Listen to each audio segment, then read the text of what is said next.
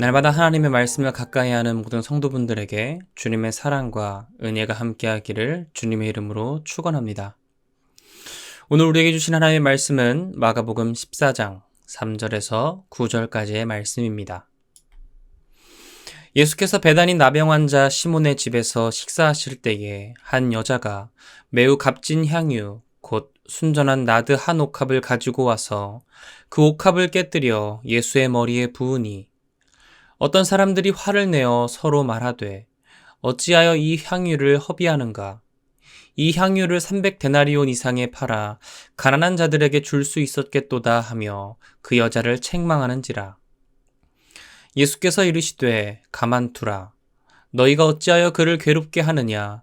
그가 내게 좋은 일을 하였느니라. 가난한 자들은 항상 너희와 함께 있으니 아무 때라도 원하는 대로 도울 수 있거니와 나는 너희와 항상 함께 있지 아니하리라. 그는 힘을 다하여 내 몸에 향유를 부어 내 장례를 미리 준비하였느니라.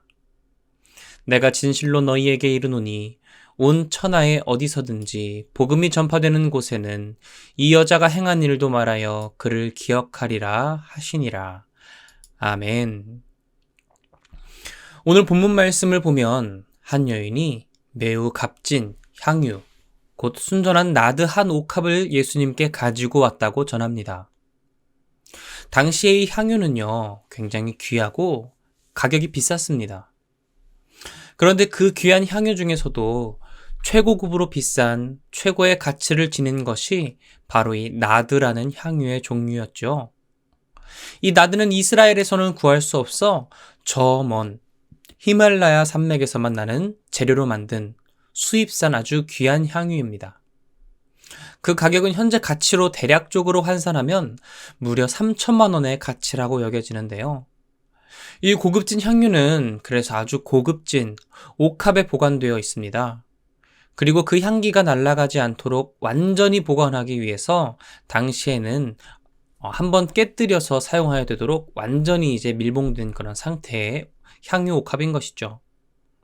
그래서 이 옥합을 사용하기 위해서는 그 옥합 입구를 이회적으로 깨뜨려서 사용해야 합니다. 그런데 한 여인이 예수님이 식사하시는데 와가지고 그 아주 귀한 3천만 원이나 되는 옥합을 깨뜨려서 예수님의 머리에 부은 겁니다. 그러니 함께 있던 제자들과 사람들이 뭐라고 했겠습니까? 마리아에게 화를 냅니다. 아니 이게 얼마짜린데 이걸 사와서 한 번에 깨뜨려서 사용하느냐? 이 돈이면은 가난한 사람을 얼마나 구제할 수 있는데. 제자들은 그 여인의 향유 옥합을 보고 바로 계산을 합니다. 이거 보니까 가격이 300데나리온이네. 요한복음에서는 이렇게 화를 내고 계산한 자가 바로 가룟 유다라고 전하는데요.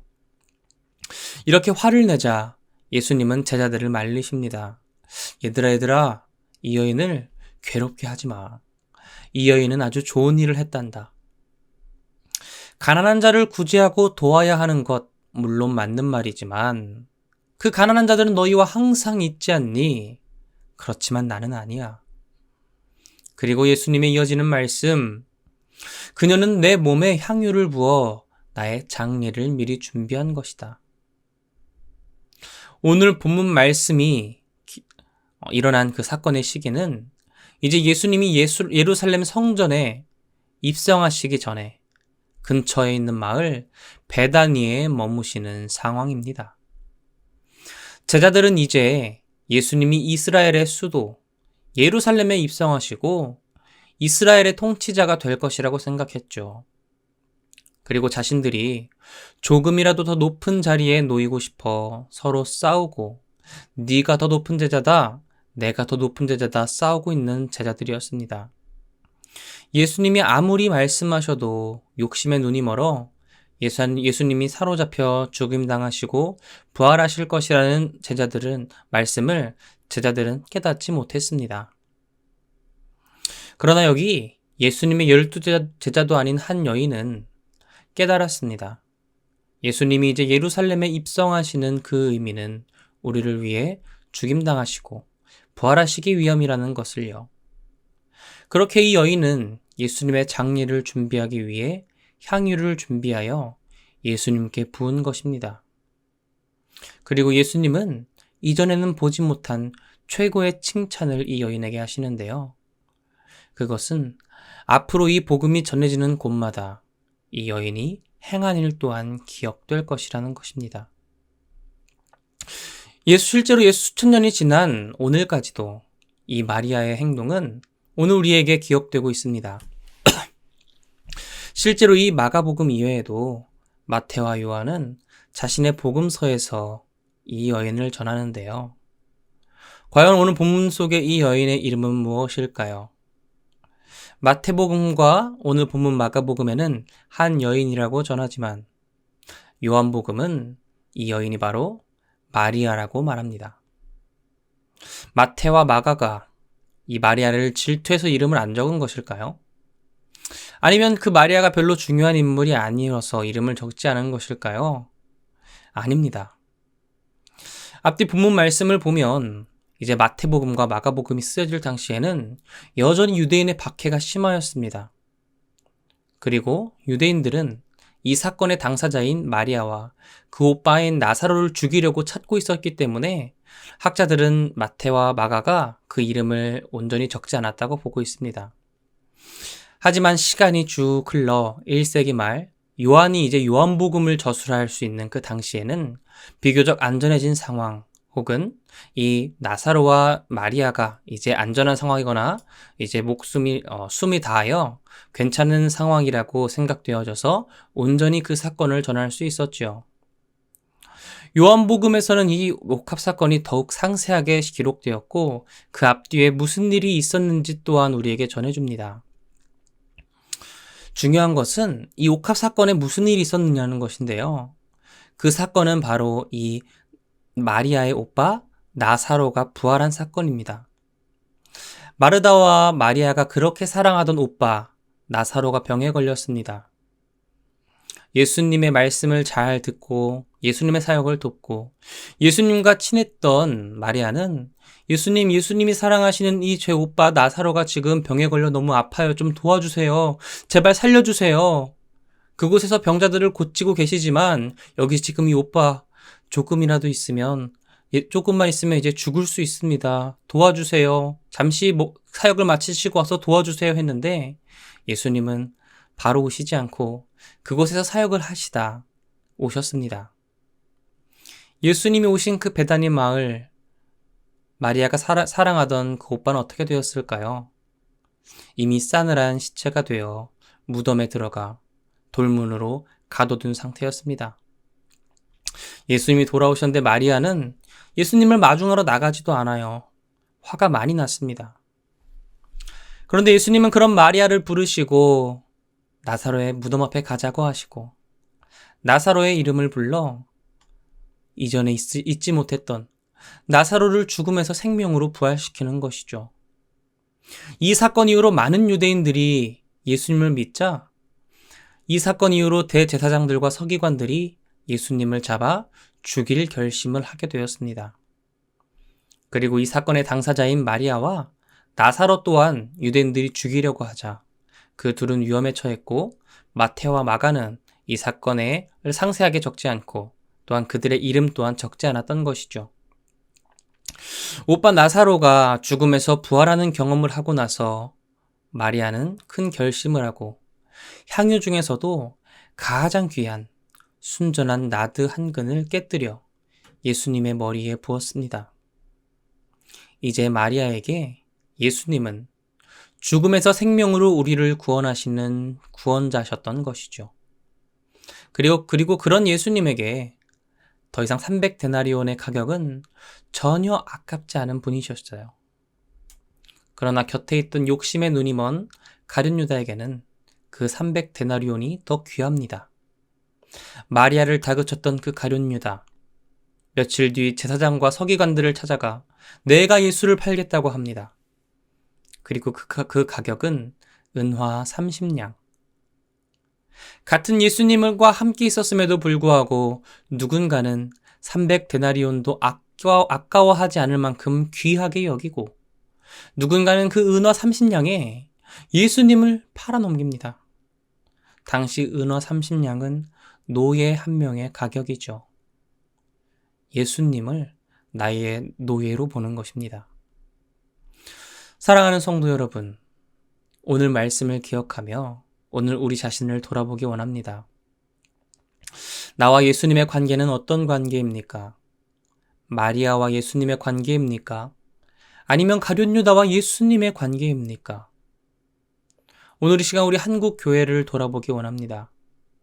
오늘 우리 한국 교회와 예수님의 관계는 마리아와의 관계입니까? 아니면 가룟 유다와의 관계입니까?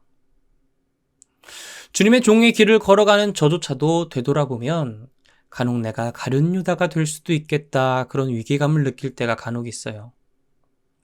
예수님과의 관계에 있어서 어느 순간 가룟 유다처럼 계산기를 두드리고 있는 제 모습을 보게 되면 예수님과 계산하는 관계는 자칫 우리와 예수님의 관계가 가룟 유다와 같이 될 수 있다는 겁니다. 그러나 예수님이 귀하게 보시는 사람은 예수님과의 사이에서 계산하지 않는 사람입니다. 그저 자신에게 가장 소중한 것이 무엇일까 고민하고 그것을 아낌없이 하나님 앞에 내어드리는 관계. 하나님은 우리와 그런 마리아와의 관계를 원하시는 것이죠.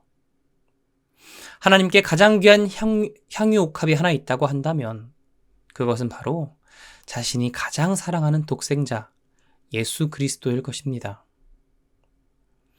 하나님께서는 그 예수 그리스도를 깨뜨려 우리를 살리셨는데 우리와 어떠한 계산 없이 값을 매길 수 없는 가치를 우리에게 값없이 주셨는데 하나님의 향유 옥합을 우리에게 깨뜨려서 주셨는데 우리는 하나님과의 관계에 있어서 계산하고 있습니까?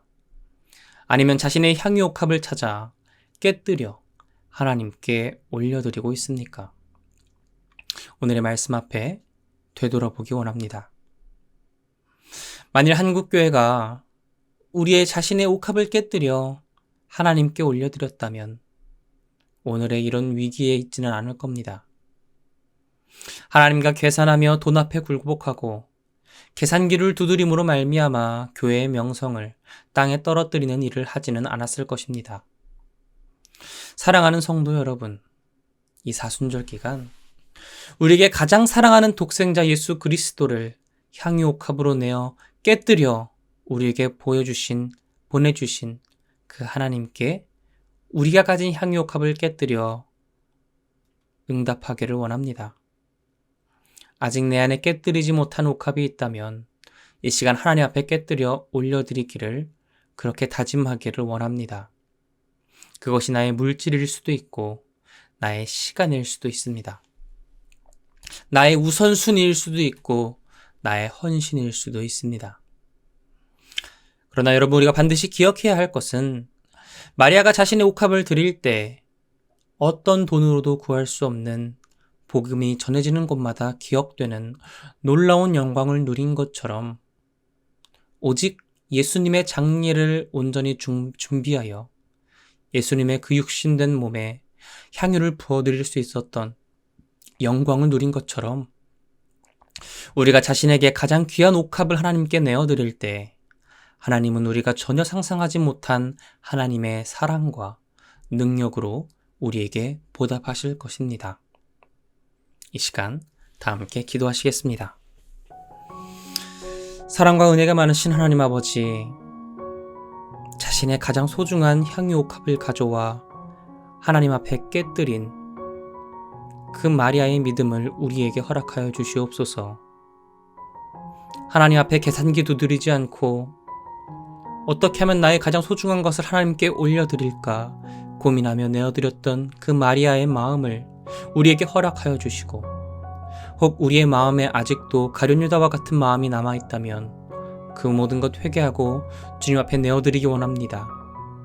그리고 하나님의 가장 소중한 향유 옥합 예수 그리스도를 우리에게 깨뜨려 보내주신 그 은혜에 우리가 하나님 앞에 나아감으로 말미암아 우리의 우선순위를, 우리의 재물을, 우리의 시간을 하나님께 온전히 올려드리는 우리 마음의 왕의 자리를 그 예수님께 내어드리는 귀한 우리들이 될 수 있도록 하나님 붙들고 인도하여 주시옵소서. 이 사순절 기간 우리에게 자신을 깨뜨려 구원이 되신 그 향유값 되신 예수 그리스도를 기억하며 감사하며 나아갑니다. 감사드림의 모든 것 살아계신 예수 그리스도의 이름으로 기도드립니다. 아멘.